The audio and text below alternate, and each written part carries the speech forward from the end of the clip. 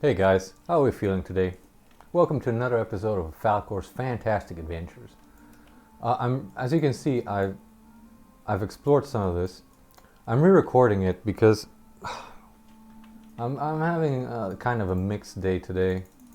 My heart's kind of heavy with some stuff, burdens, and at the same time, some cool stuff happened today. I got a gift from my girlfriend. Do you know sea monkeys? My girlfriend got me some sea monkeys. She's like, this is gonna help you, what's the word? Face the quarantine. Because it's gonna give you something to do. And I was shocked. I couldn't believe it. I had never had sea monkeys before, and I've always wanted them. So I was pretty happy. I couldn't believe it. But my heart's still kind of heavy with other stuff. So um, I recorded once, and it was all over the place. But hold on, we gotta start this. So, but anyway, I was like, okay, screw it. I'm just gonna record it again and just redo this entire thing. It's not even that much. But anyway, I made a decision where since I'm doing 3 videos a week now, not 7. I was gonna get burnt out if I did 7 a week. I thought maybe we could do Monday, Wednesday talking about the treatment, and Friday would be random subject day. And what we could do is you can leave suggestions or things that you want me to talk about in Facebook comments or comments on the video, which is even better because I can just read them directly there. Any suggestions you want, and I'll talk about them on Fridays, unless it's something that I don't know if it would be a good video or something like that. And this idea actually came to me from one of my cousins called Bente, really cool guy, and he sent me an article on an interesting subject.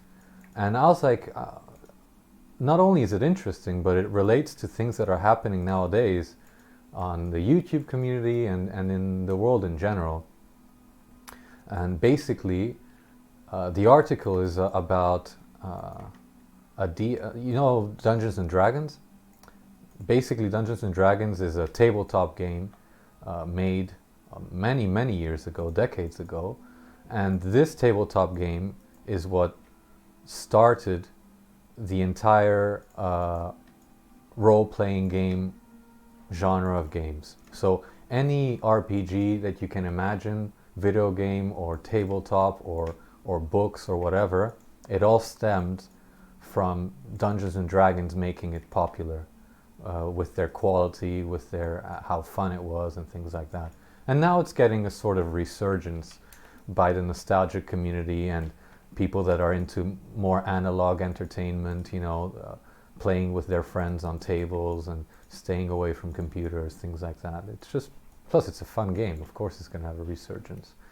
Now the problem is that back then, when it first came out, nobody cared about, no one was that sensitive.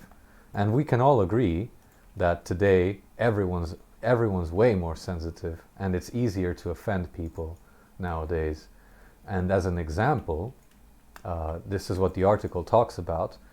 There are some people that are saying that Dungeons and Dragons is racist because in the game, in the lore, in the story, some races which are not human races with skin color and things like that, these are different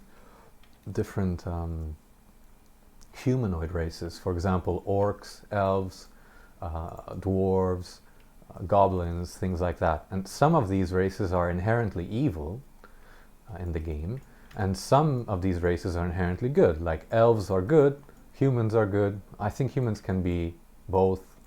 Orcs are inherently bad, goblins are bad, things like that. And they consider this racist. How dare they? Because they say that the orcs, for example, aren't represented correctly because there's not enough backstory. And why are they all evil? They're just misunderstood. And this is seriously what they're saying. They're saying orcs are misunderstood. And to me, this is ridiculous, because this game was created at a time when good and evil was very clearly distinguished. Like, if something was good, it was good. Something was evil, it was evil. And then there was a gray area, which was obviously the gray area, where it's like you're not sure, could be yes, could be no, it's up for discussion. And that, I think, is the healthy way of seeing the universe. But today, and this is my theory on why Dungeons and Dragons can be attacked for racism in today's world, even though it's ridiculous, my reasoning is that everything has become gray. There is no good and evil. There is only gray. There is no criminal. There is only misunderstanding. There is no gender. It's all fluid. It's all the same. And I'm not going to talk about gender because it's a very innate and personal thing. I'm going to talk about social view on good and evil. It's not so individualistic. It's much more societal. In my opinion, like on a social level, we're losing our concepts of good and evil, of dualism, and we're turning to everything being gray. And this, I think, causes a lot of confusion. A lot of confusion. People don't know what to do about the law anymore. They're not sure if people should go to prison or not. If someone does something bad, it has to be understood first. You know, it's almost like everything became so bureaucratic, and this is why people can say, oh, you know, Dungeons and Dragons, a tabletop game with its own story, which was created as a story. It wasn't created to be a social mirroring of society at all. That's why they can consider something like that racist. I mean, what's next? Lord of the Rings is racist because they have orcs that are evil too? In Lord of the Rings, it's clearly defined. There's the good guys and the bad guys. And I know it might sound archaic nowadays to say, oh, good guys and bad guys, but we can't just throw away millennia of ethics and philosophy that back a dualistic universe. We've based our entire societies on right and wrong, and now suddenly there is only one right, which is the gray. And the worst part is that gray isn't always up for discussion. Sometimes there is only one correct answer for the gray, and if you're not in that believing that answer, if you don't agree with this, you are absolutely 100% cancelled. And that's where cancel culture gets in. Because it's no longer a discussion. Before gray used to be a discussion. Now it's, no, you're wrong. I'm right. I'm louder than you. I'm going to make a big deal out of this. I'm going to ruin you because I don't agree with you. It's sort of like, imagine you've got a finger that pisses you off. Your finger, your own finger pisses you off. Hasn't done anything, not necessarily, but your finger pisses you off. So you amputate the whole arm. This is how I see cancel culture, where someone says they don't like your finger, so we should amputate the whole arm. Instead of saying, wait, why are we amputating an entire arm? They're like, no, this isn't up for discussion. We're going to cut the whole arm off. And this is dangerous. In my opinion, this is very dangerous because you've taken out the conversation and you've almost made it sort of like an authoritarian government where there is only one right, and it's the right of the strong. But in this case, it's not the strong, it's whoever is loudest. That's why you're going to see that cancel culture is dominated by people that are very vocal, not necessarily that influential, but are very loud. They talk, they reply, they retweet, they're very active online. Those are usually the spearheads behind cancel culture. And sometimes they don't have a really good they're not looking for justice. They're just looking for those precious karma points online. as an example, the whole Dungeons and Dragons thing, to me, that thing was created by someone that, found a reason, scouring his or her life, found a reason to get angry, found something that people might latch onto and make it into like a viral thing, and made it a thing. But I don't really think these people play Dungeons and Dragons. I don't think they're going to buy the game now that Dungeons and Dragons is no longer racist, if they change anything, which they won't. They're not going to buy the game and suddenly play it with their children. They don't give a crap. They were just looking for a really good reason to make something viral. And they got an article published about it, and that's it. In T-1 month, no one's going to give a crap anymore. And that's another bad thing about this whole cancel culture thing, that they're not looking for actual justice. Sometimes they do. Now, I will point out, for example, finding out pedophiles and things like that. Absolutely. Like, you did your research and you saved children, future children, from, getting traumatized. That's absolutely true. But that's not what I'm talking about. Because that's not the majority of what people cancel. People cancel the most tiniest things, like YouTubers who, said something wrong 10 years ago are suddenly being attacked for things that in the moment seemed absolutely normal. Maybe they made a video that became viral and had a huge, amazing, positive response 10 years ago, and nowadays are getting reopened like old archives from the pyramids or something, and these YouTubers are getting attacked for things they said 10 years ago, or they get attacked over misinformation. They spend a year of their life hiding, and then people realize, oh, actually, not only is this not even that important, but it wasn't even true. But the damage is done. By amputating the arm, you didn't give a chance to anyone to actually have a discussion and say, is this arm, should I amputate this arm? What did this finger do? Things like that. So I think it's kind of dangerous. As an example, another example of a time where I think discussion of canceling something is actually a very positive thing.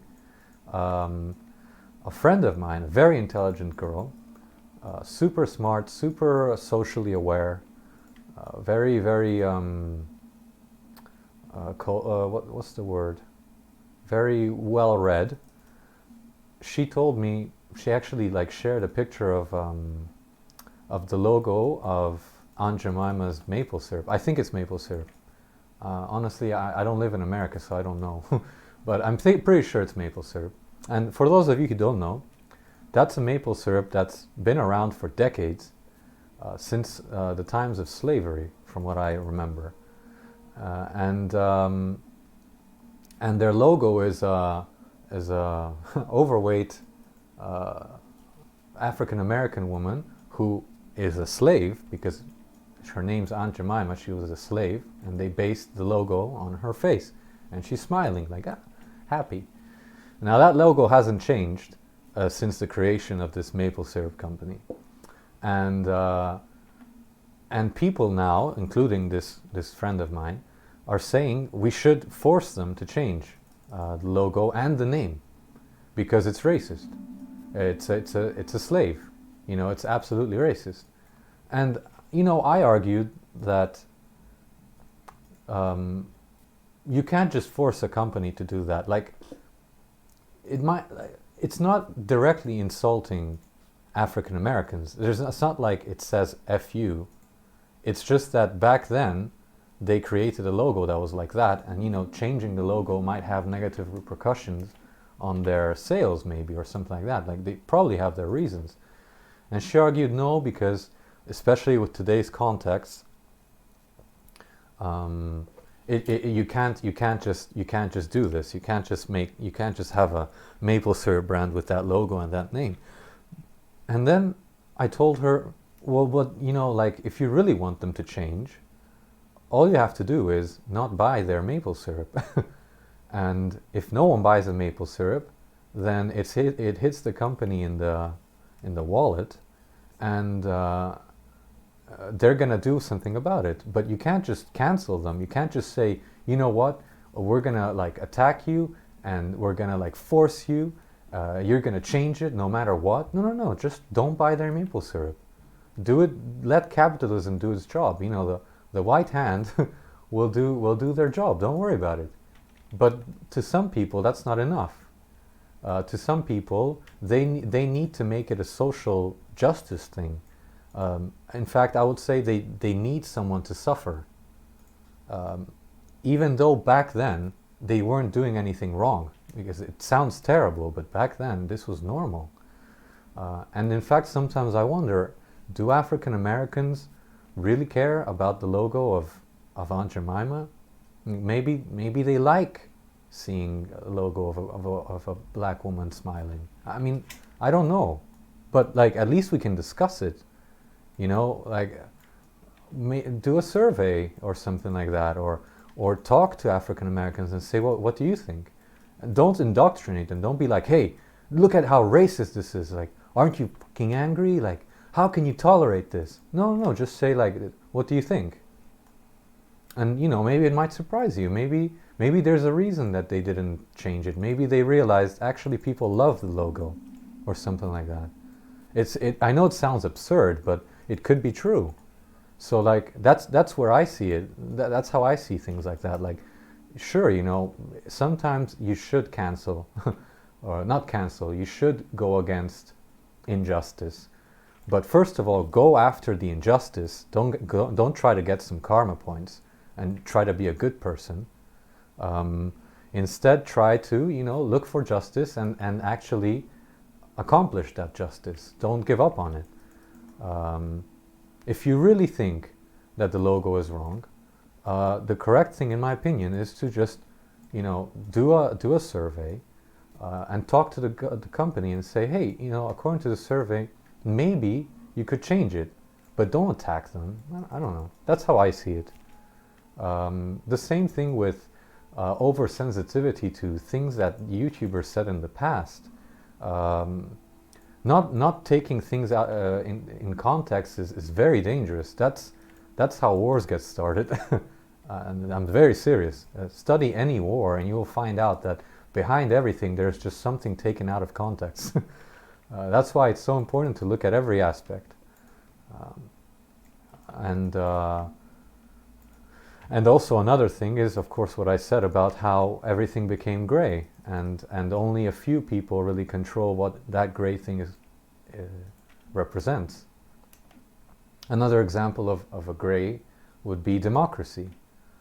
Tell me one situation in normal society where you can say, I don't like democracy. You'll get attacked. What are you, fascist? What are you, authoritarian? Democracy is the ultimate political system. There's no greater system. We don't know that. I mean, it took us forever to get to democracy, and even now people are saying it's probably not the perfect system, because if you look around, there are many democratic countries that are a complete disaster. I mean, really look around. Like, corruption is rampant in many countries. You know, you've got all kinds of bureaucratic bureaucratic loopholes that are provided by democracy. You've got countries like Argentina that take advantage of the voting system and maintain corrupt governments for years, decades, almost a century. The truth is, maybe it's not the ideal system, but in today's gray world, how dare you say that democracy is not the perfect system? And remember, it's not good, it's not bad, but it's the only correct answer. You see what I'm saying? There's a difference. It's not good because there's no such thing as good. It's not bad because there's no such thing as bad. It's the correct government. And that's very dangerous, in my opinion. I'm going to tell you a personal story that I believe sort of encompasses this entire concept. When I was young, this was 10 years before the great pandemic, so this was around 2010, before I came to Argentina. I was a punk, like an actual punk. You know, Punk's Not Dead, Sex Pistols, Ramones, Exploited, all the good stuff. I had friends, we went to punk concerts together, watched Misfits, shook the singer's hand. It was pretty cool. You know, basically doing punk stuff. And I was really, really happy being a punk. But my dad was really against it. He really hated it. And he was obsessed with the thought that I was going to be a punk for the rest of my life. He's like, you're going to die a punk. And I'm like, that sounds cool, Dad, but I'm pretty sure I'm not going to die a punk. I mean, I think this is a phase. And he's like, no, I refuse to believe that. This is not a phase. You're going to be a punk forever. You're going to like be lost in life. You're not going to know, you don't know what you want to do. You're going to be poor. You're going to be this and that. And I was like it kind of hurt me because there was kind of some truth to it. I didn't know what I wanted to do with my life back then. And I was still kind of confused, but the truth is I didn't feel like I was doing anything wrong. I wasn't hurting anyone.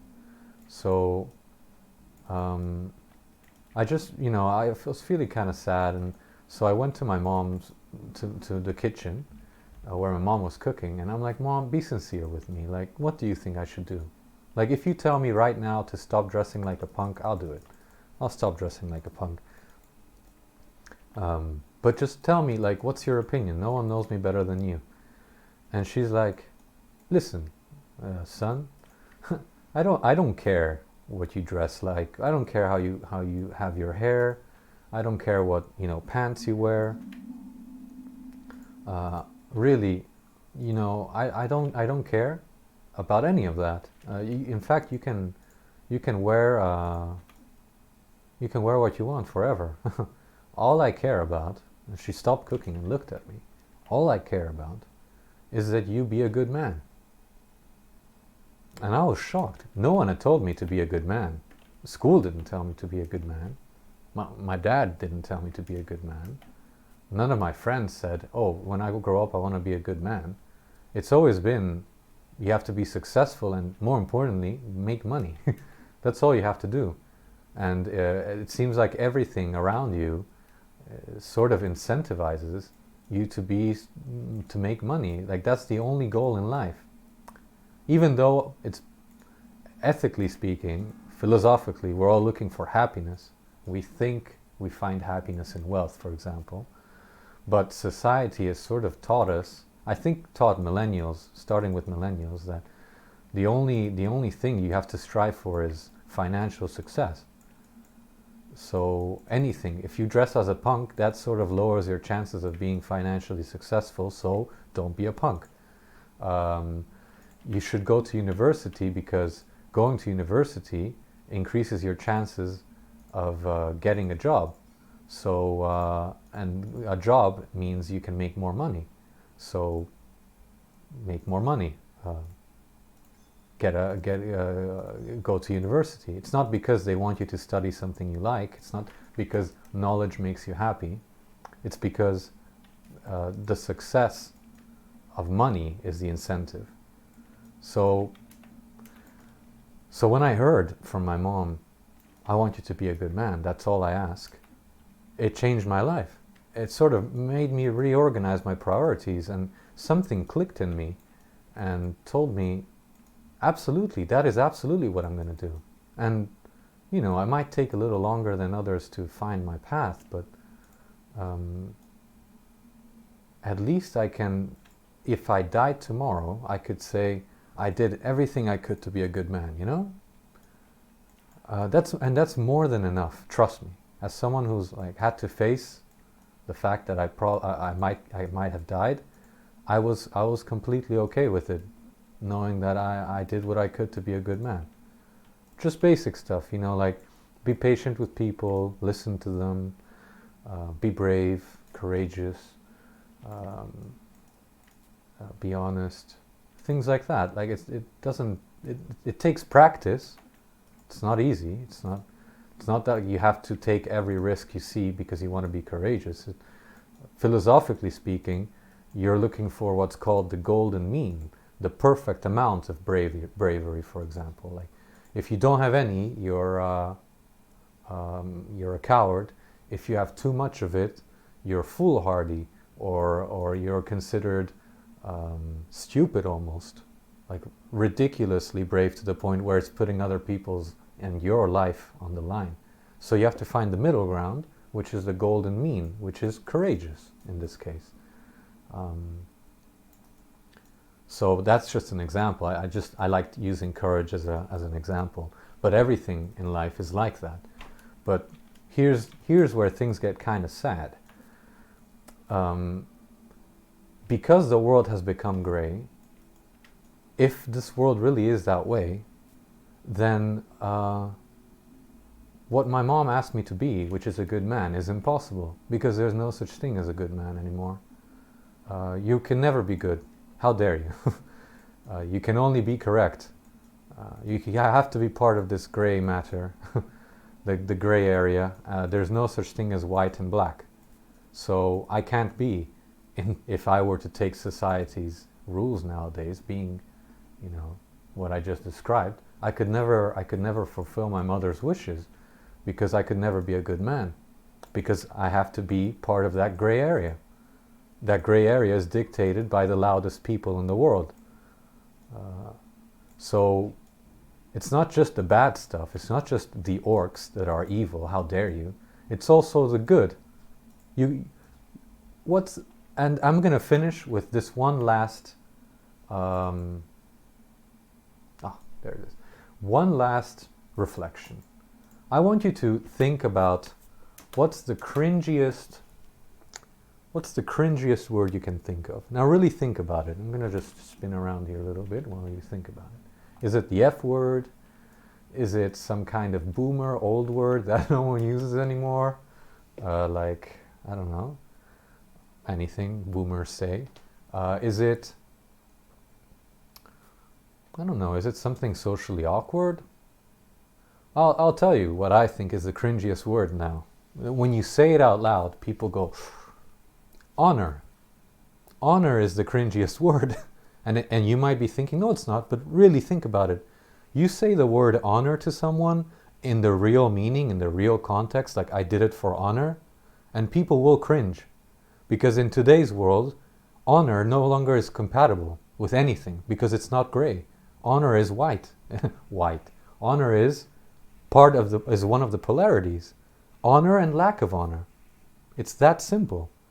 And that has died, and that's why people don't respect honor anymore. They don't respect good and evil, because they've been taught and indoctrinated to believe in the gray. There are no criminals, there is only gray. We have to understand him. We don't just, we don't just talk about the finger, we amputate the entire arm, and we will not argue about this. This is just how it's gonna be. That's very dangerous. That's very, very dangerous in my opinion. And this is why I don't agree with cancel culture. If you're gonna look for justice, let's do it the traditional way. If you find out that someone's been sexually harassing for decades, go and get him and deliver justice unto that person.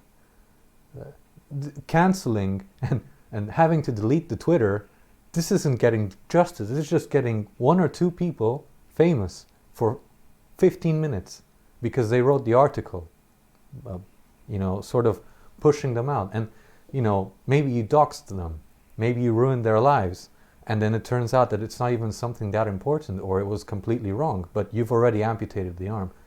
So yeah, this is what I wanted to talk about today. It's kind of sensitive subject, but it is relevant to today, and it's something that's been in my mind for a while now. And I think, whether you agree with me or not, I think the most important thing is that we can talk about it without getting angry. I'll buy you a beer, we can talk about it all you want. And convince me that I'm wrong. Convince me that I'm wrong. Hey, I used to be a punk. To me, everyone's wrong. But anyway, including me. Anyway, I hope you liked this episode. And next time we're going to progress a little more in Titan Quest. Thank you very much, guys. I love you. Bye bye.